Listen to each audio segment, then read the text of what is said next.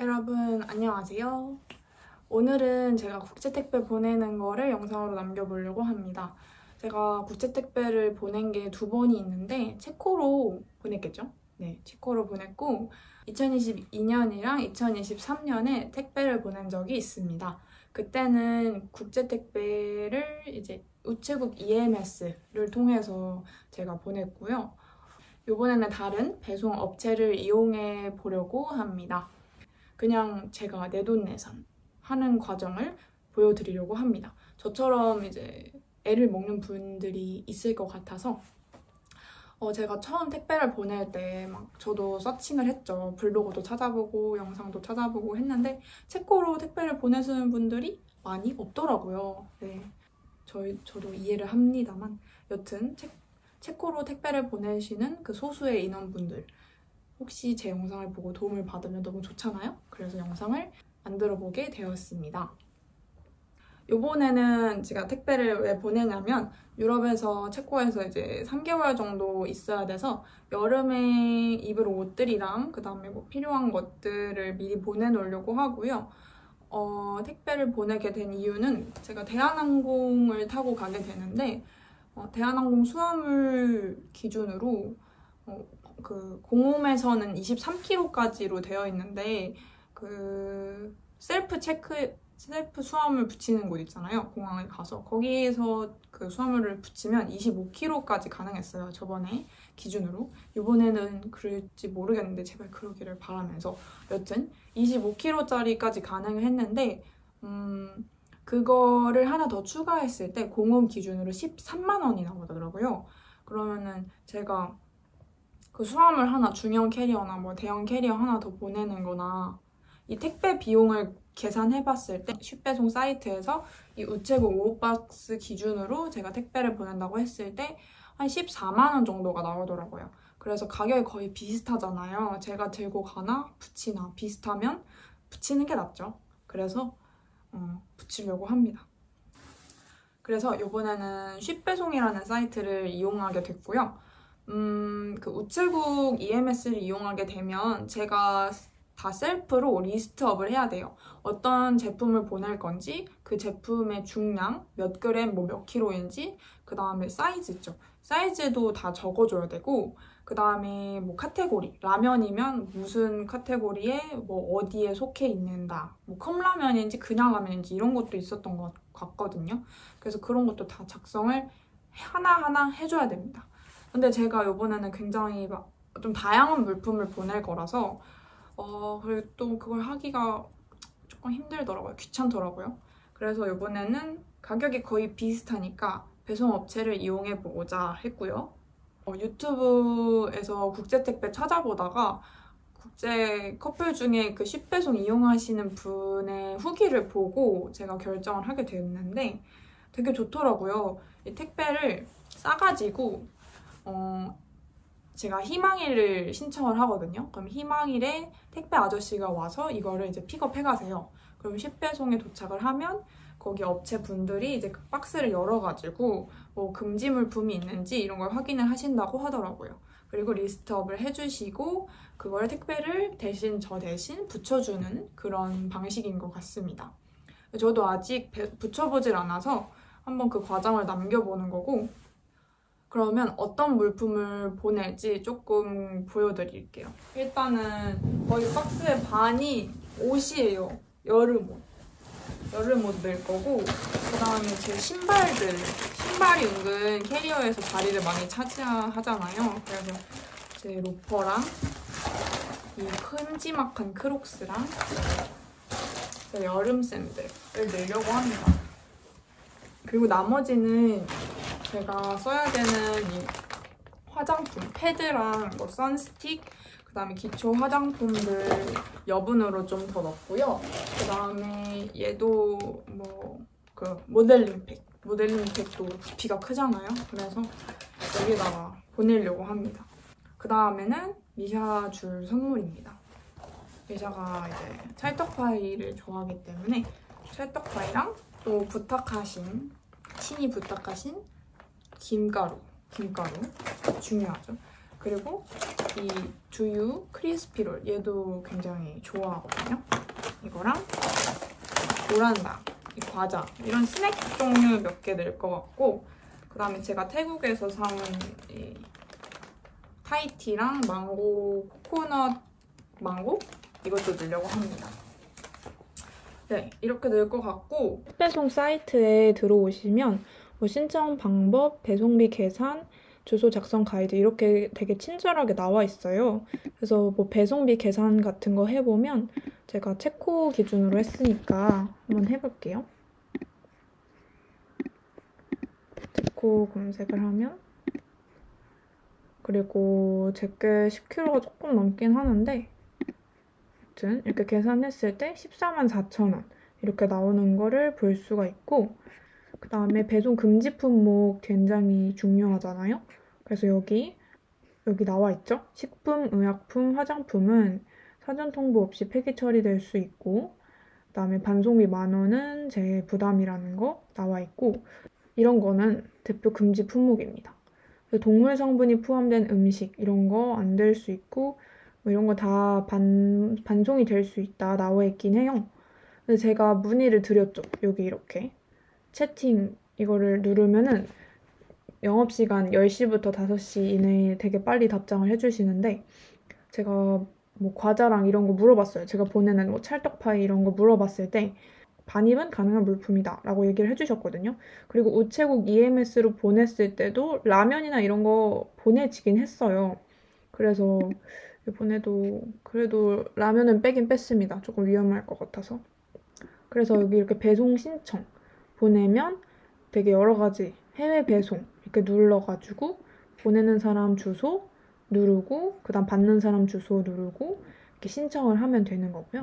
여기 들어가면은 배송 현황도 볼 수 있게 됩니다.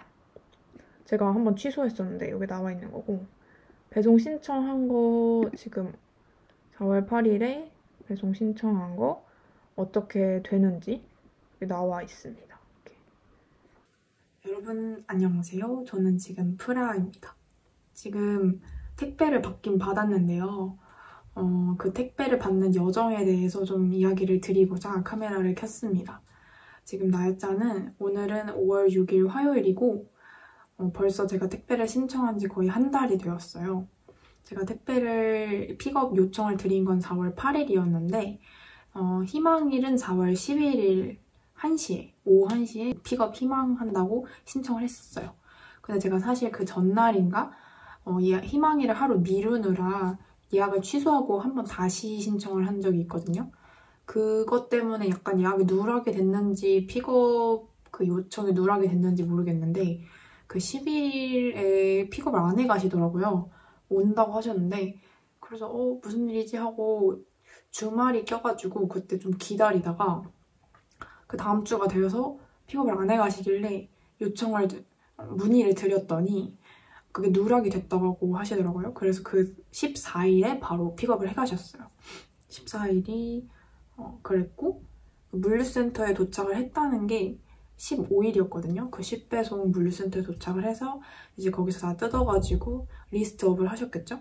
리스트업 하시고 다시 이제 택배를 다시 포장을 해가지고 한 것이 이거는 하루도 안 걸렸어요. 15일에 도착을 해가지고 뜯고 뭐 리스트업하고 저한테 이제 얼마다 비용이 얼마다라고 알려주신 그 결제 요청한 게 4월 15일이거든요.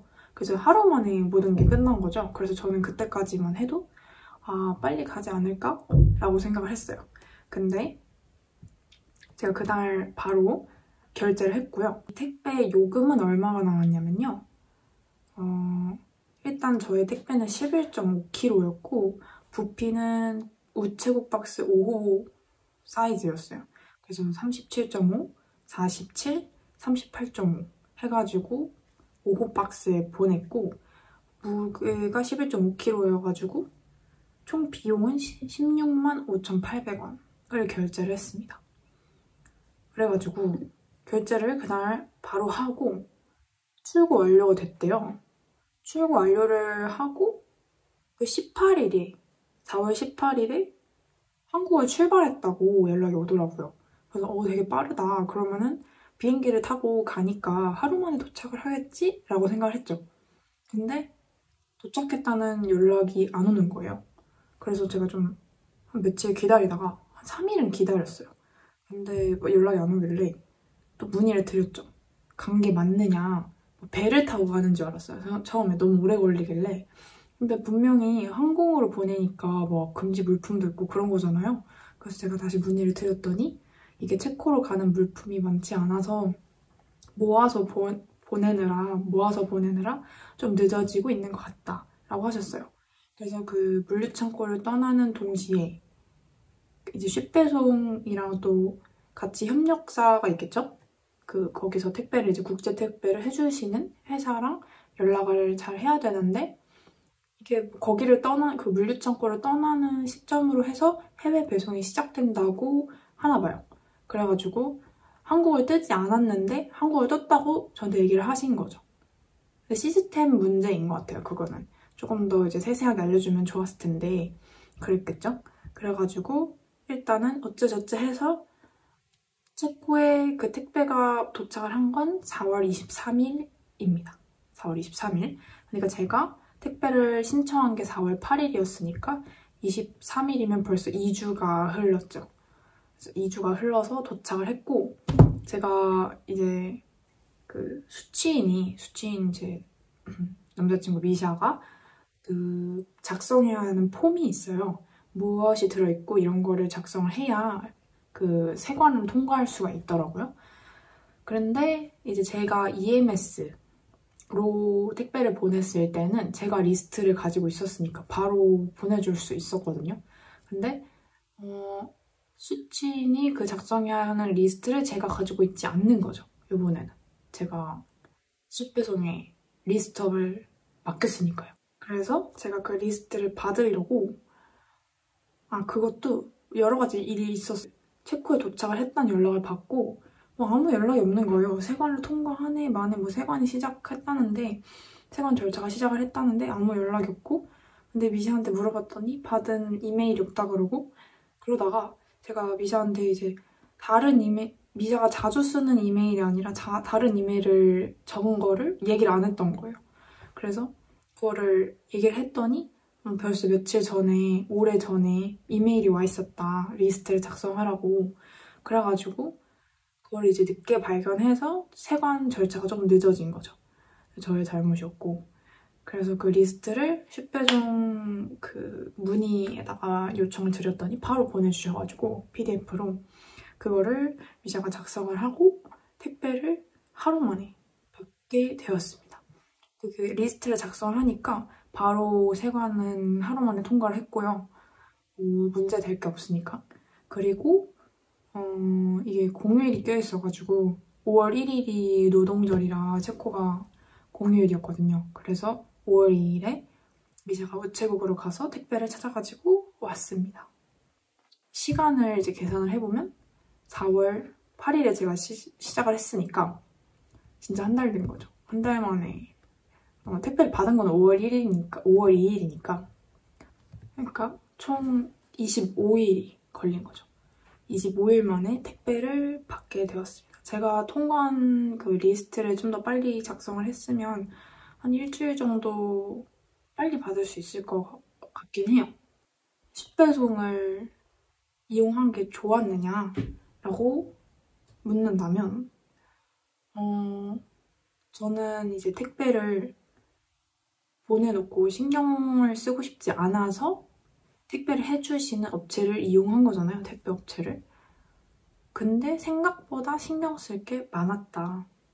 근데 우체국 택배로 보내면 이거보다 조금 더 비쌌을 것 같긴 하거든요. 비싸고 제가 또 리스트업도 해야 되고 그런 거를 생각했을 때 가격을 생각을 하면은 괜찮은 것 같긴 한데 이거를 다시 이용을 할 것이냐라고 물어보면